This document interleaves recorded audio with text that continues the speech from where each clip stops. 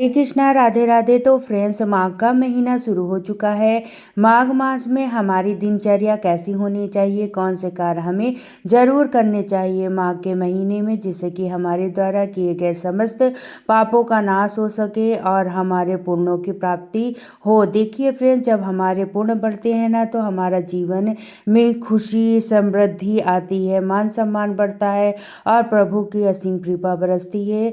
तो माघ स्नान कैसे करना है, स्नान के तुरंत बाद सबसे पहले हमें क्या कार्य करना है, चलिए जान लेते हैं। तो फ्रेंड्स देखिए, माघ स्नान सुबह ब्रह्म मुहूर्त में किया जाता है, तारों की छाँव में। तो आप सूर्योदय से 1.5 घंटे पहले आप माघ स्नान कर सकते हैं। और देखिए, अभी सर्दियों का समय है ना, तो इसी हिसाब से आप देख लीजिएगा, नहीं तो आप ताज़े पानी से स्नान करें। बिल्कुल ठंडे पानी का मतलब जो रात का बासी पानी टंकी में, उससे स्नान मत कीजिएगा, नहीं तो आप बीमार हो जाएंगी और आपका लिया गया नियम भी खंडित हो जाएगा। तो आप हल्के गुनगुने पानी का भी इस्तेमाल कर सकती हैं अगर आपका स्वास्थ्य अच्छा नहीं है, आप बीमार रहते हैं, आप बुजुर्ग हैं, तो आप गर्म पानी से भी नहा सकते हैं। और स्नान के तुरंत बाद ना आपको सबसे पहले क्या कार्य करना है, कुछ भी अन्न आपको अपने किचन में से निकालना है। आप चाहे एक मुट्ठी चावल रोजाना निकालें ने का नियम ले सकते हैं। एक मुट्ठी चावल, थोड़े से तिल गुड़ रख सकते हैं आप, और कुछ दक्षिणा आप चाहें तो 1 रुपये 2 रुपये ही रोजाना निकालें। और महीने के लास्ट में आप वो सारे पैसे इकट्ठे करके किसी भी ज़रूरतमंद को, गौशाला में, या किसी भी योग ब्राह्मण को, कन्या को भी दे सकते हैं। आप देखिए, जैसे अब माघ स्नान का नियम लिया और लड्डू गोपाल की सेवा भी करते हैं, तो सुबह ही 5:30-6 बजे, ज़रूरी नहीं है कि आप उन्हें स्नान कराएं। देखिए, लाला की सेवा आप भाव रूप में ही कीजिएगा। अगर आपको लगता है कि अभी लाला छोटे हैं, बाल रूप में हैं, तो आप उन्हें बिना स्नान कराए ही आप उन्हें भी भोग सेवा दे सकते हैं, उनकी आरती कर सकते हैं। देखिए, हमारा स्नान करना जरूरी होता है, लेकिन प्रभु का नाम लेना ही पापी से पापी मनुष्य भी तर जाते हैं। तो आप अपने भाव अनुसार ही ठाकुर जी की सेवा करें। और देखिए, माघ मास में ना पूरे महीने आप एक अखंड जोत जलाने का भी नियम ले सकते हैं। अब देखिए, पूरे महीने जोत जलेगी तो बीच में अगर खंडित भी हो सकता है ना, तो इससे कोई आपको दोष आपको नहीं लगेगा। कहने का मतलब है, सुबह शाम दोपहर रात आपके मंदिर में एक अगर आप दीपक प्रज्वलित करके रखते हैं पूरे माघ के महीने में, तो कहते हैं ऐसे करना बहुत ही अच्छा माना जाता है। अगर आपका दिया शांत हो जाएगा तो आप उससे दोबारा भी जला सकते हैं। तो यहाँ पर देखिए, तुलसी की लकड़ी ली है, हमने सूखी हुई तुलसी की लकड़ी ली है, और इस तरीके से हम रुई में लपेट के हम बाती तैयार कर लेंगे। तो जैसे कार्तिक मास में तुलसी की लकड़ी का दीपक हमें जलाना होता है ना, बिल्कुल वैसे ही माघ के महीने में भी अगर आप तुलसी लकड़ी से प्रभु की आरती करते हैं, या अगर बहुत सारी सूखी तुलसी है आपके पास, तो आप उनसे हवन भी कर सकते हैं।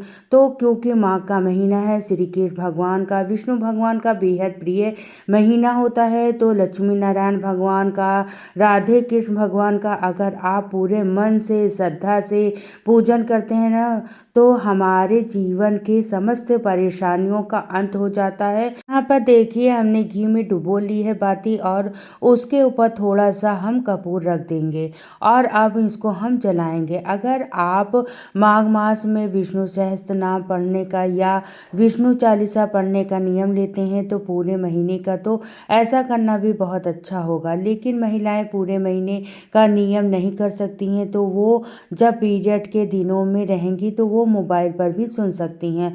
और इसके अलावा ओम नमो भगवते वासुदेवाय का मंत्र का जाप, या फिर हरे कृष्णा महामंत्र का जाप करना बहुत ही अच्छा होगा। और बाकी अगर आपके किसी संप्रदाय से गुरु दीक्षा ली है, तो गुरु मंत्र का जाप कर सकते हैं। और यहाँ जो तुलसी की लकड़ी है हमने जलाई है ना, इसे हम भगवान विष्णु की आरती करेंगे।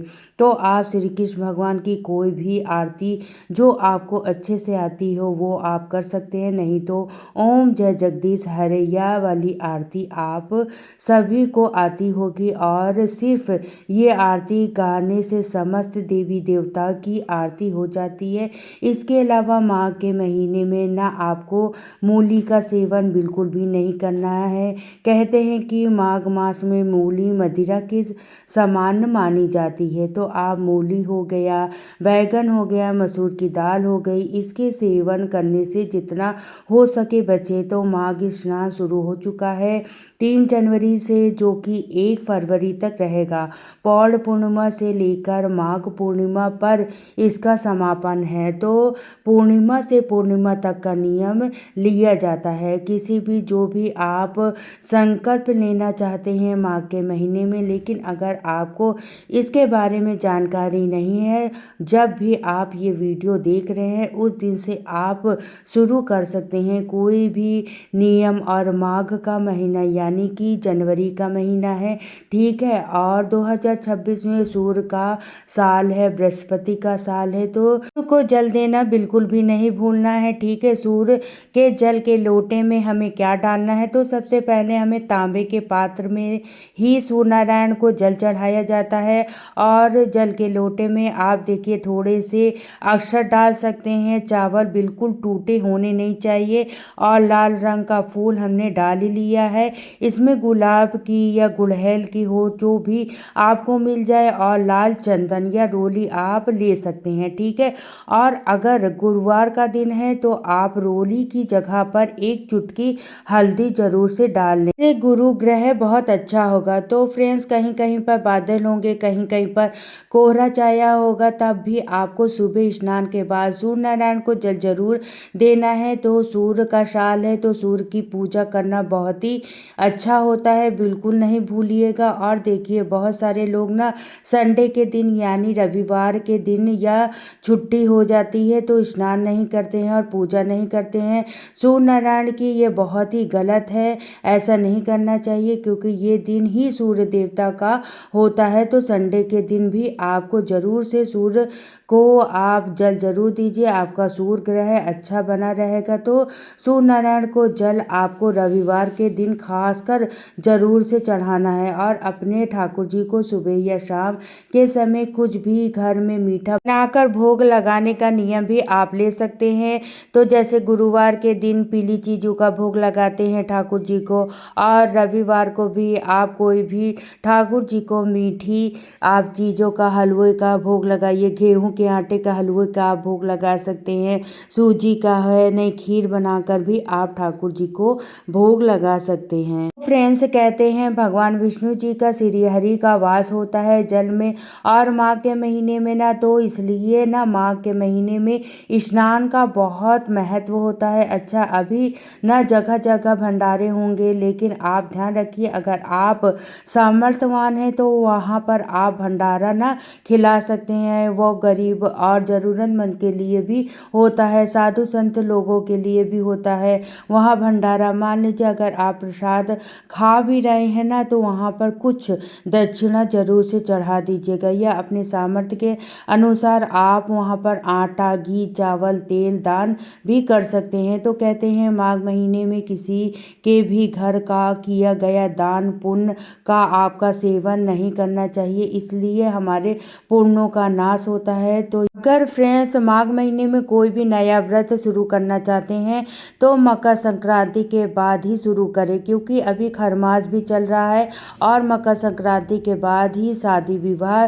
सभी तरह के मंगल कार्य शुरू हो जाएंगे। तो आप नया व्रत भी शुरू कर सकते हैं। तो इस माह के महीने में आप कोई भी नियम ले, मन में श्रद्धा जरूर होनी चाहिए। कहते हैं अगर मन में श्रद्धा नहीं है, भगवान पर विश्वास नहीं है, तो आपके द्वारा किए गए किसी भी नियम का ना आपको कोई फल नहीं मिलेगा, क्योंकि मन में श्रद्धा नहीं है। इसलिए अगर आप माघ स्नान का पूजा का नियम ले रही हैं तो सुबह में आप जल्दी करें पूजा पाठ, और बाद में आप अपने घर के बाकी के काम करें। तो क्योंकि अगर आप सुबह में ही सारे काम करने लगेंगे तो पूजा आपकी समय पर नहीं हो पाएगी, और ना ही आपका स्नान ब्रह्म मुहूर्त में कर पाएंगे। और तुलसी जी की पूजा आपको माघ मास में जरूर करनी है। और इसके अलावा पीपल पर केले के पेड़ की पूजा भी आप जरूर करें। और इसके अलावा आप स्नान के बाद अपने मस्तक पर तिलक जरूर लगाइए। तिलक देखिए, आप अगर किसी संप्रदाय से हैं तो आप वहाँ का लगा सकते हैं, नहीं हल्दी के पीले चंदन का भी आप तिलक करें। इससे आपका गुरु ग्रह अच्छा होगा। आप रोली कुमकुम का भी तिलक भी मस्तक पर कर सकते हैं। और अगर आप ऑफिस जाते हैं, वर्किंग है, आपको पसंद नहीं है तिलक लगाना, तो आप एक गुलाब जल की शीशी अपने पास रख लीजिए। अपने मस्तक पर गुलाब जल का तिलक भी कर सकते हैं। तो वीडियो अच्छा लगा हो तो लाइक शेयर कमेंट जरूर करिएगा। चैनल पर पहली बार आए हैं तो सब्सक्राइब कर लीजिएगा। फिर मिलती हूँ नेक्स्ट वीडियो में। तो सभी को राधे राधे, जय श्री कृष्णा।